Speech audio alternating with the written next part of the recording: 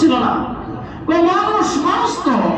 মানুষ তো আরে যার ঈমান নেই, যে আল্লাহকে, আয়াতের মধ্যে হাদিসের মধ্যে এটাও আসছে,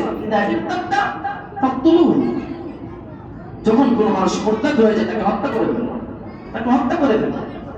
এই জন্য আমাদেরকে ঈমান কিন্তু সকালে আছে বিকালে নাই, বিকালে আছে সকালে নাই। হাদিসের মধ্যে আসছে এমন একটা জামানা আসবে যে জামানার মধ্যে মানুষের সকালে ঈমানদার থাকবে, বিকালে কাফের হয়ে যাবে, বিকালে ঈমানদার হবে, সকালে কাফের হয়ে যাবে। এটার অর্থ কি?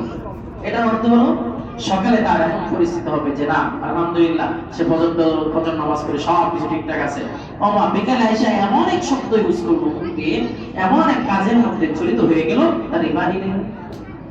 এই জন্য কালেমা পড়া ঠিক মতো প্রতিদিন 100 বার কালেমা পড়া দরকার। লা ইলাহা ইল্লাল্লাহ, বলেন লা ইলাহা ইল্লাল্লাহ। কোন সময় যে কালেমা চলে যাচ্ছে, এই জন্য ঈমান চলে যায় যাতে না যায়, এই জন্য কথাটাও ভেবে ভেবে বলা উচিত। যেই ব্যক্তি তার কথাটাকে আমল না মনে করবে সে তো আখিরাতে ধরা খাবে। আমি যে কথা বলতেছি আমার কথাটাও কিন্তু ওজন হবে।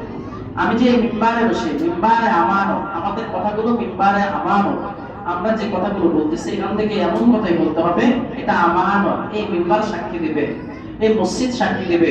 আমরা তো আছে নই, এই অঙ্গ, এই ফ্যান লাইট এসএমসি যা আছে সবগুলো জনগণের তো আসলে মধ্যে কি দিবে? সাক্ষী দিবে। সাক্ষী দিয়ে বলবে খতিব মিথ্যা কথা বলছে, খতিব এটা সঠিক কথা বলে নাই, খতিব এই করছে, তো আমার কথায় তো আমি ধরা খেয়ে যাবো। তো এই জন্য আমি আমার কথায় তো আমি ধরা না খাই, এবং এটাও করা হবে তুমি মানুষকে সঠিক কথাটা কেন বুঝাই না। এই বর্তমান জামানায় যেহেতু বর্তমান সময়ে যেহেতু ওই বাউল সরকার নিয়ে একটু চলতেছে, তো এই বিষয়টা তো মানুষদেরকে একটু বোঝানো দরকার, কি বলেন? এটা জানানো দরকার যে আসলে কমপক্ষে এটা যাতে না হয়, মানুষের ঈমান যাতে না চলে যায়। কারণ ঈমানের নাম কেমন? ঈমানের নাম হলো এক সাহাবী রাসূলের কাছে আসছে, এসে বলতেছে যে আচ্ছা এখন আমি যদি ঈমান গ্রহণ করি তাহলে কি আমার কি স্থান রয়েছে, কি জায়গা? বলতেছি ঈমান আনবা চিরস্থায়ী জান্নাতে যাবে। সুবহানাল্লাহ। ঈমান আনতে পেরে চিরস্থায়ী জান্নাতের মালিক তুমি কিন্তু হয়ে গেল। তখন বলতেছে আচ্ছা তাহলে আমাকে কালেমা পড়ায় দেন, লা ইলাহা ইল্লাল্লাহু মুহাম্মাদুর রাসূলুল্লাহ। কালেমা পড়ে ফেললেন। তো আবার যুদ্ধের ডাক এসে চলে আসলো। তখন রাসূলের কাছে বলতেছে, এখন বলতেছে যে ইয়া রাসূলুল্লাহ এখন আমার কাজ কি? এখন তো কালেমার পরে প্রথম কাজটা থেকে নামাজ, তাই না? তো নামাজ, তারপরে থাকে কি যাকাত, তারপরে থাকে হজ। তখন বলতেছে ইয়া রাসূলুল্লাহ তো এখন তো রমজান মাস না, যে রোজা রাখতে, আচ্ছা এখন তো যে সময়টা আছে তো জোহরের সময় আসতে বা নামাজের একটা সময়, তো প্রথম নামাজ সে হুজুর এখন আমার কি কাজ? তখন ওই সময় ছিল যুদ্ধের সময়, জিহাদের সময়। আল্লাহর নবী বলেন ওই সাহাবীকে, শোনো তোমার এখন কাজ হলো তুমি যুদ্ধে যাও। ওই সাহাবী 90 ঈমান গ্রহণ করে, 90 ঈমান একেবারে নতুন ঈমান গ্রহণ করে আল্লাহর রাসূলের কাছ থেকে খেজুর গাছ ছিল, হাদিসের মধ্যে আসে খেজুর গাছ ছিল, খেজুর খেয়ে বলতেছে রাসূলুল্লাহ তাআলা যুদ্ধে যাই। যুদ্ধে গেলেন, যুদ্ধে যাওয়ার পর কাফেরদের সাথে যুদ্ধ করলেন, যুদ্ধ করার পর সেখানে শহীদ হয়ে গেলেন। সুবহানাল্লাহ। তো সবাই শহীদদের লাশগুলো তালাশ করে এক জায়গায় করতেছে। মনে করেন ময়দানের মধ্যে যারা মুমিন তাদের লাশগুলো যখন শহীদ হয়ে গেছে তাদের লাশগুলো এক জায়গায় আনতেছেন, তো আবার কাফেরদের লাশগুলো আলাদা।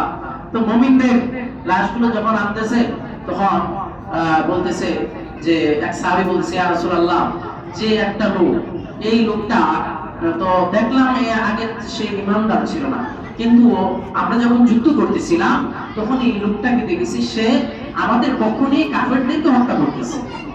ইয়া রাসূলুল্লাহ এই ব্যাপারে তো আমরা জানি না। তখন আল্লাহর রাসূল ময়দানে গেলেন, ময়দানে গিয়ে বলছে শোনো এই মাত্র কিছুক্ষণ আগে সে আমার কাছে ঈমান গ্রহণ করেছে। সুবহানাল্লাহ।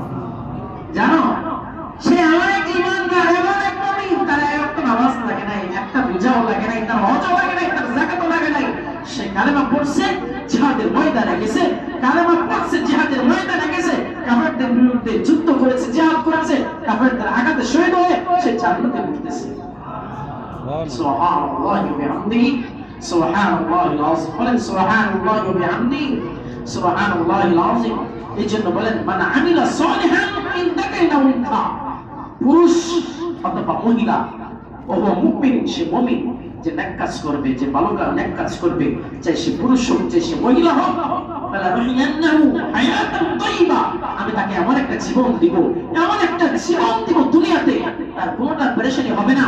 সে খাইতে যাবে, খাওয়ার সব ব্যবস্থা করে দিবে, তার যেখানে যাবে তার সব ব্যবস্থা আল্লাহ করে দিবে।